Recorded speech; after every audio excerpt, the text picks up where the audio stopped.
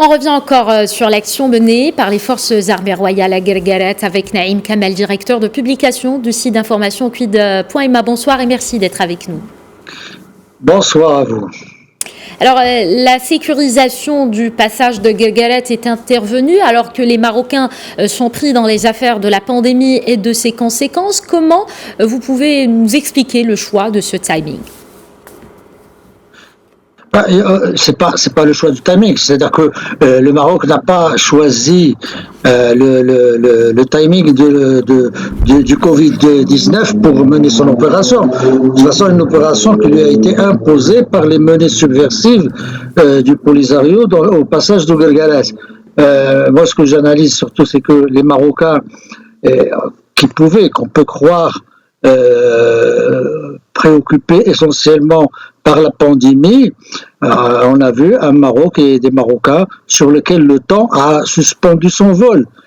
Et comme je le disais, les Marocains que l'on pouvait croire préoccupés par l'urgence sanitaire ont réagi spontanément sans qu'il y ait une campagne de préparation. D'ailleurs, personne n'était informé à l'avance de l'intervention, sauf bien sûr le secrétaire général du Conseil de sécurité et les membres du Conseil permanents le secrétaire général de l'ONU et les membres permanents du Conseil de sécurité. Donc les Marocains avaient réagi aux événements de Guerguerat et on en voit un aspect sur les réseaux sociaux qui est au fait que la face visible de l'iceberg. Il y a bien sûr la réaction des formations organisées, c'est-à-dire les forces organisées, les partis, les syndicats, le tissu associatif, la société civile, mais cette mobilisation et cette sensibilité à ce qui se passe à Guerguerat va bien au-delà, parce que, moi je vous le dis, ça se voit dans les discussions de tous les jours, et vous savez comment, souvent, parfois quand j'appelle des amis, je leur dis comment ça va, ils me disent ça va, sinon le Covid et le Polisario. Donc c'est quelque chose qui s'est imposé de lui-même naturellement dans l'ambiance générale. Vous avez la question du Sahara, malgré le temps qui passe, reste une ligne rouge et une question de ce que ne sera pas le Maroc de demain.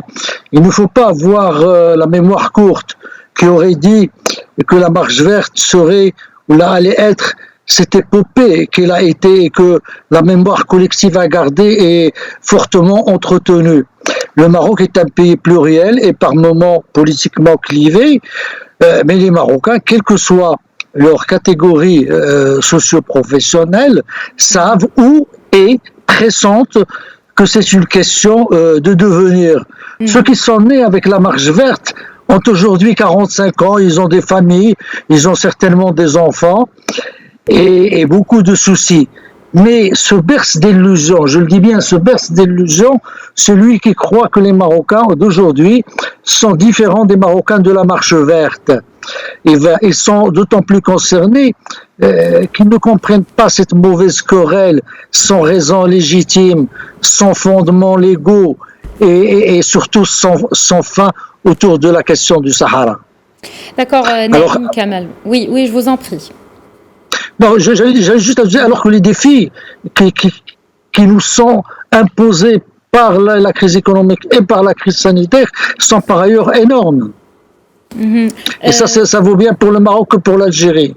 Exactement. Oui. Alors, Naïm Kamal, comme vous savez certainement, on a remarqué qu'il y a une très forte adhésion, une adhésion à cet élan de solidarité qui se poursuit aujourd'hui concernant donc l'action menée par les forces armées royales au niveau du passage de Guerguerat, mais à côté une tonalité divergente où un mutisme a également été observé, n'est-ce pas, Naïm Kamal? Oui, je vois à quoi vous faites allusion. Écoutez, il y a une démocrate, un avatar des années 70, un avatar de la guerre froide, d'une époque où le marxisme et le socialisme pouvaient encore faire sens. Vous savez, les gens de Neige vivent encore dans les années 70 du siècle dernier. Ce n'est pas leur faute. On a l'intelligence qu'on a et on ne peut rien y changer. Mais au fond, que représentent-ils les gens de Neige? Un groupuscule dans le congrès général pourrait se tenir au plus grand dans un petit taxi. Plus grave à mes yeux, plus grave à mes yeux, est l'attitude non pas des islamistes de l'Aïd Hassan, mais de la direction de l'Aïd Hassan. Cette mouvance islamiste nous a habitués à se manifester et à faire du bruit au moindre problème social ou politique. Et là, motus et bouche cousue. C'est d'autant plus étonnant que du côté algérien, on a vu des personnalités religieuses prendre position, monter au créneau et dire là, qu'est-ce qu'on veut aux Marocains. Donc, est-ce que c'est là, de la part de la Hassan, une alliance objective avec le Polisario, en espérant, comme l'ont fait d'autres auparavant, que la confrontation au Sahara affaiblirait le pouvoir? Si c'est le cas, c'est à mon avis un très mauvais calcul, aussi mauvais que ceux qui l'ont précédé.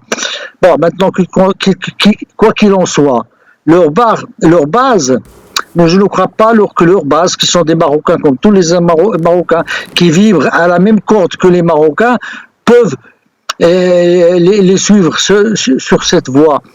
Mais c'est important. La direction, je parle toujours de la direction de la Hassan, il faut l'interpeller pour qu'il sorte du bois et se positionne correctement. Et quoi qu'il en soit, au fond, la Hassan, ou que ce soit les islamistes, enfin les islamistes de la Hassan ou les marxistes de Neige, ce ne sont finalement que des exceptions qui confirment la règle, celle de l'unanimité des Marocains autour de l'affaire du Sahara, comme une ligne rouge à ne pas dépasser. Mm-hmm. Votre message est clair. Merci beaucoup, Naïm Kamel, directeur de publication de site d'information Quid.ma. Merci pour cette lecture. Merci à vous.